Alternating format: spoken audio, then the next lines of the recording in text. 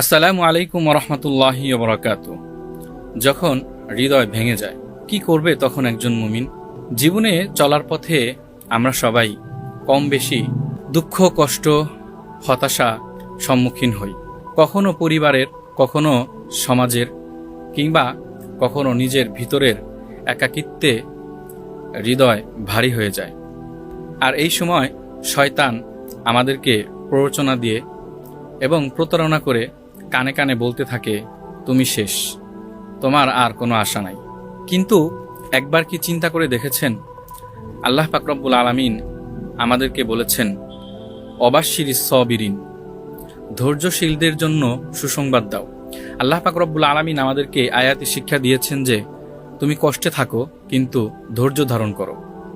দুনিয়ার সবচেয়ে যে প্রিয় মানুষটি ছিলেন আমাদের প্রিয় নবী হজরত মুহাম্মদ সাল্লাল্লাহু আলাইহি ওয়াসাল্লাম, তার জীবনে কি কষ্ট ছিল না?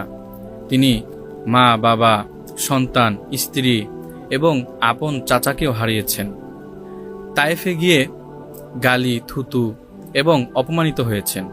তারপরেও আল্লাহ পাক রব্বুল আলামিনের কাছে রাত্রিবেলায় কান্নাকাটি করতেন, নিজের জন্য নয়, এই উম্মতের জন্য। তাই প্রিয় ভাই ও বোনেরা, যখন আমাদের হৃদয় ভেঙে যায় তখন আমরা হতাশ না হয়ে, দিশেহারা না হয়ে নামাজে দাঁড়িয়ে যাব। ইনশাল্লাহ নামাজে দাঁড়িয়ে সেজদায় পড়ে যাব এবং নামাজ শেষে আল্লাহ পাক রব্বুল আলামিনের কাছে নিজের মনের ভেতর এবং বাহিরের যেই জমানো কথাগুলি আছে, দুঃখ কষ্টগুলি আছে, আল্লাহ পাক রব্বুল আলামিনের কাছে হৃদয় উজাড় করে দু চোখের পানি ফেলে আল্লাহর কাছে প্রকাশ করব ইনশাল্লাহ। নামাজের পরে এই কান্নাই আপনার হৃদয়কে হালকা করে দিবে এবং অন্তরে এক অন্যরকম প্রশান্তি লাভ করবে ইনশাল্লাহ। আল্লাহ পাক রব্বুল আলামিন পবিত্র কালামে পাকে ইরশাদ করেন, আলা বিযিক্রিল্লাহি তাতমাইন্নুল কুলুব, নিশ্চয়ই আল্লাহর জিকির অন্তরসমূহকে প্রশান্তি দান করে। এবং সাথে সাথে আরেকটি কাজ আমরা করব, সেটি হচ্ছে কোরআন তেলাওয়াত।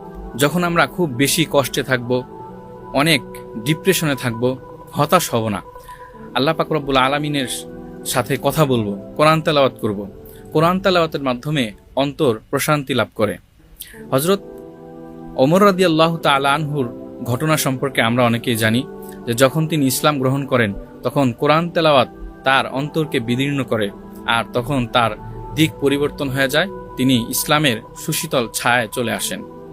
তাই আমরা যখন আমাদের খুব কষ্টে থাকব, মন খারাপ থাকবে কিংবা ভীষণ ডিপ্রেশনে থাকব, তখন আমরা কোনো গুনাহের কাজ না করে আল্লাহর দিকে নিজেদেরকে ধাবিত করব এবং আল্লাহর কাছে নামাজে দাঁড়িয়ে যাব এবং বেশি বেশি কোরআন তেলাওয়াত করব ইনশাআল্লাহ।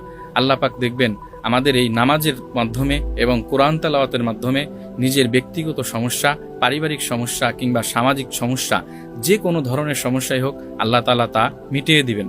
তাই আসুন আমরা যখনই কোনো বিপদে মুসিবতে পড়ি আল্লাহর শরণাপন্ন হই। আল্লাহ পাক আমাকেও তৌফিক দান করুন, আপনাদের সকলকে তৌফিক দান করুন। আমিন। আসসালামু আলাইকুম ওয়া রাহমাতুল্লাহি ওয়া বারাকাতুহু।